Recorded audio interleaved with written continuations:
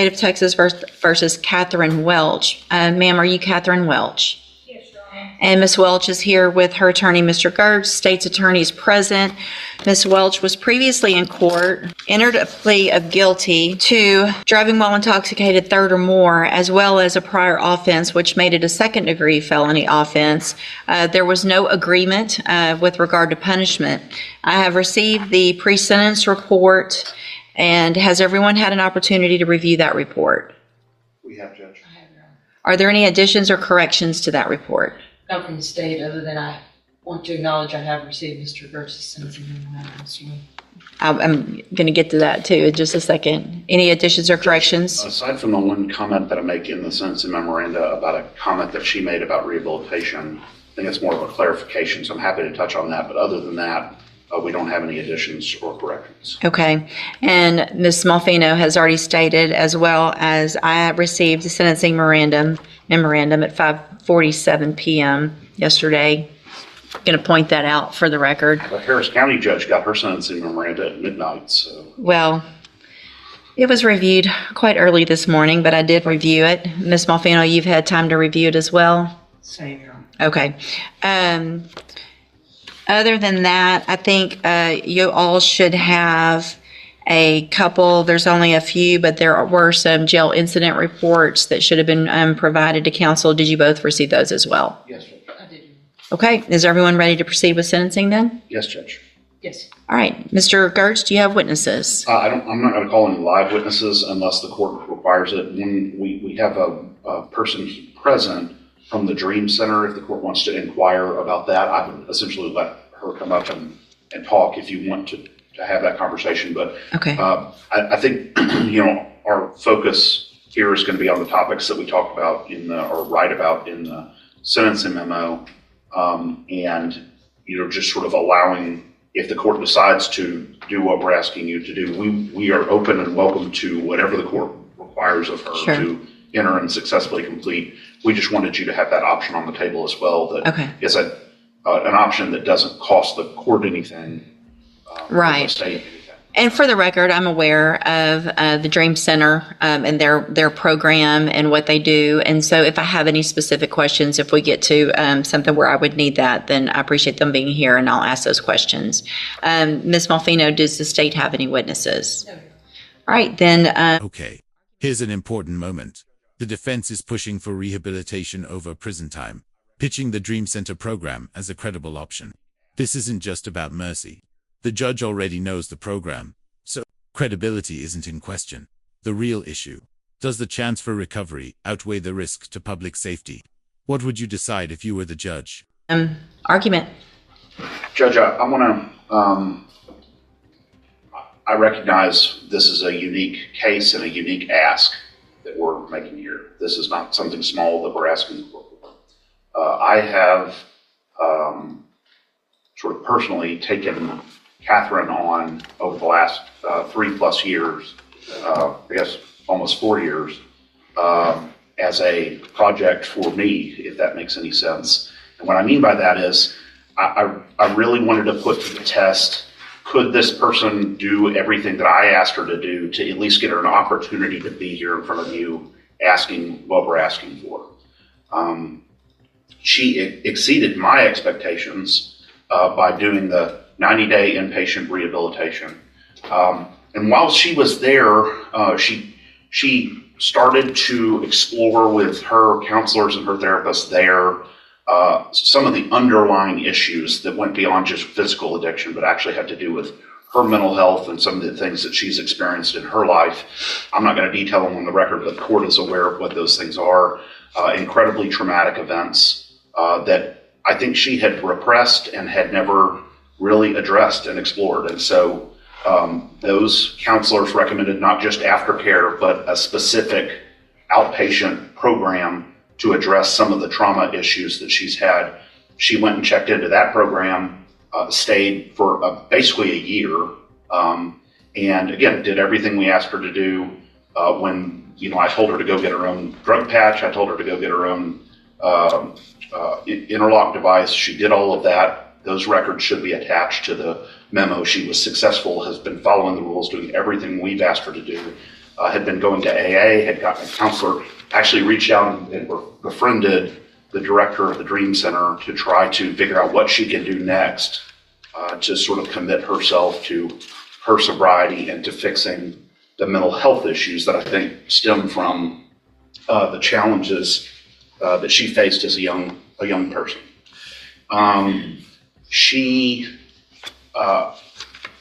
Sometimes it's easy to look at one side of the ledger, the rap sheet or the criminal history, and think that that defines this person. What I have been fortunate enough to do is to really dig down and get to understand her as a human, and see that all the progress she's made, all the effort she's made, and see what she's done well, and all of the problems. Now, listen closely. This isn't just lip service. The defense lays out genuine effort here. Voluntary drug patches, befriending the rehab director, steady attendance in programs. But the question remains, can years of reckless behavior be erased by recent progress? Can one person's change outweigh years of danger to the community? Problems that she's been addressing well. She's obviously very anxious about this day, but we've been looking forward to this day as well, to be able to present that.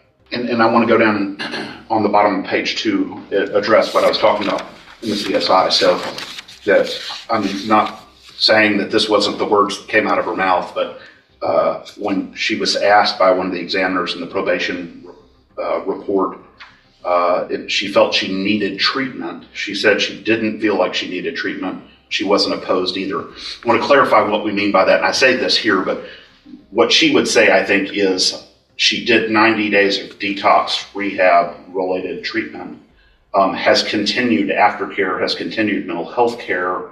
But in terms of going to a program that is specifically targeted at people who are currently using or currently intoxicated, I think she thought that wasn't the direction that would be ideal. She will do whatever you want her to do, but I wanted to explain what that comment means. And so, because a lot of times, as you know, Judge, private rehabilitation programs will just reject you if you've been clean for 3+ years, as she has. And so they just won't even accept you at all. So I think that was just a misunderstanding or a miscommunication between the probation officer and Catherine. But nonetheless, she's willing to do whatever the court chooses here. Additionally, we've been in contact with her current parole officer. They are willing to keep her on parole instead of revoking her, depending on what the court does here. And so that was encouraging as well, I think. Plot twist. Even her parole officer is on board with ongoing supervision instead of prison. That's rare and a big deal. But notice the prosecution dropped a potential life enhancement charge. That's a strategic move, signaling they're willing to give her a break. Now the judge faces a moral dilemma: forgiveness or protection. We had the same kinds of conversations with them about her recovery and about her efforts. And so I think that was an encouraging sign from them. And then finally, Judge, you see, we didn't want to focus too much on support from the community because, again, this isn't just a run-of-the-mill case. This is a different focus. But she is married. She has a family. She recognizes the impact that all of this has had on her family and her relationships, the strain it has put on her husband, both financially and also emotionally. And she accepts responsibility for that and is asking the court to consider this extremely rare position that we're asking the court to take here. Obviously, if the court would like her to address the court, she is happy to do that, or I'm not sure how you can proceed on that. Okay, thank you. Ms. Malfino? Judge, I don't envy the position that the court is in this morning. I do take very seriously the comments of Mr. Gertz. I take him at his word for that, and I hope that all of those things are true. It's difficult for me as a representative of Jefferson County and the state and the citizens that were on the roads every day to stand up and say I agree with probation, but I don't disagree with the things that Mr. Gertz has said and the information that is in his sentencing memo. to play the other side of the coin, does it suggest that she received the benefit of the doubt already by me waiving the habitual status that she could have been facing based on her number of priors? Does it seem in good conscience that I can say I ignore all of those priors? Absolutely not. But obviously, we have seen that her multiple trips to the penitentiary have resulted in no change of behavior until hopefully now in these last 3 years. And I do sympathize with Ms. Welch as an individual.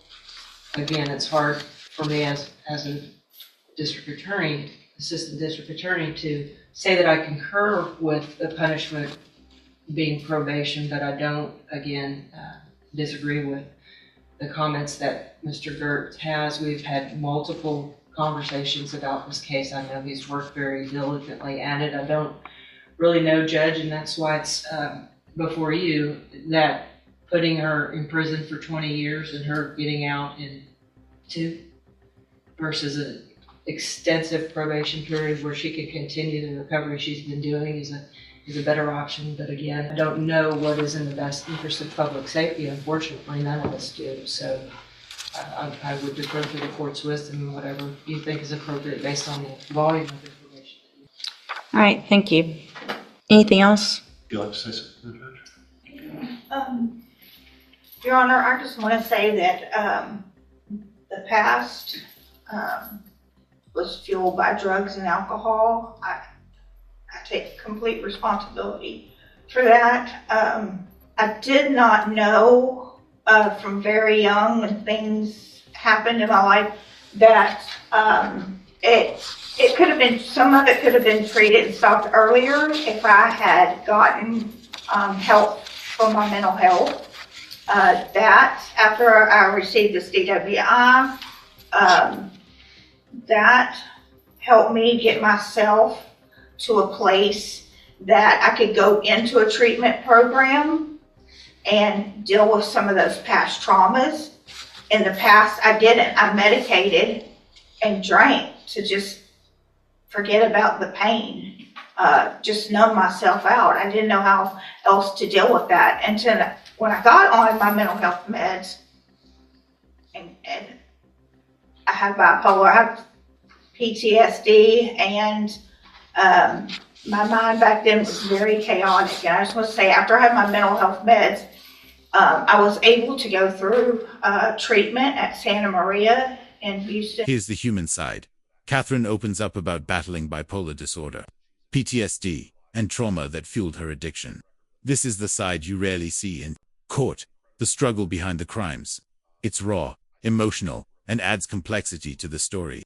How much should a judge weigh this kind of personal pain? And that place really saved my life. I did extensive 90-day treatment with trauma counselors. It was a trauma-informed community there. And also, when I completed that, I worked an outpatient program, but I still lived on their facility. I went to the sex trafficking and recovery program, and I was in that for about 8 months, where I got the state paid for the counseling for trauma still. And I just worked really hard in that. I got a job while I was in there. And then once that program was over, I moved to a sober living facility in Oxford House in Spring, and I worked there until I felt like I was strong enough to come home and do what I needed to do. And I was in the complete program for right out of a year. And I'm sorry, I'm very nervous today, and I know that my past record is, like Ryan said, atrocious. But you know, the things that I had to deal with within myself from when I was a little girl, those are things that you don't go to prison, even in their programs there, that you don't talk about. It's just, you just don't. And I'm asking you, please do not send me back to prison. I want to move forward. I have moved forward in my life, and this year that I've been in jail has given me more time to think and know that I am definitely headed in the right direction. I have a sponsor. I attend AA at home. I had moved on with my life as far as I could with my sobriety. I mean, I knew this charge was out there. And I think I made some really good choices with my Mid-County AA friends. They've helped me a lot. And I am open to anything. I will abide by all the rules and do anything that's asked of me. And I think, I know now that I'm responsible and capable of taking care of my business and my life. Thank you. So, Ms. Welch, Ms. Malfino probably said it yet best, and I get this often, and they don't envy my position, and this is the worst part of my job. But I worked hard to get here, and it's my job. Part of my job, it's several things, and it's to look at, obviously defendants and giving chances and things like that, but it also is about making our community safe. And I have to look back. This is your 10th DWI. It's not your 5th. It's not your 8th. It's the 10th. And The judge lays it out plain and heavy. This is the 10th DWI, not 5th, not 8th, 10th. And despite the trauma and rehab efforts, the risk to public safety can't be ignored. The judge refuses to risk another tragedy on the road. This is where justice and public safety collide, a gut-wrenching crossroads. What's your take? Should past mistakes forever define someone's future? while I understand the trauma that you went through, that you've been to SAFE 3 times. You've been given opportunities on probation where they were revoked. You've had opportunities while you were on parole to do what you have done now. And while I appreciate what you've done, and I think that's great, and my goal isn't to, to stop any improvement, but I can't, in my opinion, in good faith, go home tonight, look myself in the mirror and say I gave somebody on their 10th DWI that your last sentence was for 15 years in prison. The one before that was for 10. The one before that, you've gone to another 10 year, back in 09. I mean, this goes back to the 90s. You got a 10-year sentence in 2011. While you're on parole for that one, you get another one. So they give you 15 years and you get out and you're on parole and you do it again. The fact is, we're just lucky that you haven't killed someone in our community 9 times over, being given opportunities. I just can't do it. I'm going to find that you entered your plea of guilty freely and voluntarily. I'm going to find and your plea of true to the prior offense. I'm going to find sufficient evidence to find you guilty, and at this time find you guilty of driving while intoxicated. I'm going to sentence you to a term of 18 years in the institutional division of the Texas Department of Corrections. You will receive credit on that sentence for any time that you've been in custody that the law gives you the right to receive. You're going to be handed a trial court certification that shows this was not, well, I guess there was an agreement because the waiver of the enhancement, which could have been a 25 to life, as Mr. Gertz said.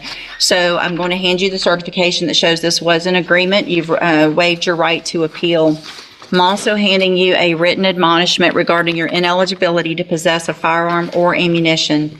Possession, because of the judgment entered against you, you're ineligible under Texas law to possess a firearm or ammunition. Possession of a firearm or ammunition could lead to charges against you. You should read the written admonishment I provide you. If you have any questions about that, you can talk to Mr. Gertz. And Ms. Welch, I take no pleasure in this. This is extreme. And here's the final word. This sentence isn't about vengeance. It's about history, risk, and accountability. The judge acknowledges addiction, but points out multiple chances missed. For Catherine, maybe the corner was turned too late. This is a sobering reminder. Sometimes the system's mercy has limits, and lives hang in the balance. Really difficult for me. I understand to some extent addiction, and I understand that you are on a better path. However, there have been plenty of opportunities in the past where you were on a better path and you got back out and you got back on our roads again. And so good luck to you, ma'am. Thank you, Mr. Gertz and Ms. Malfino. Court will be adjourned.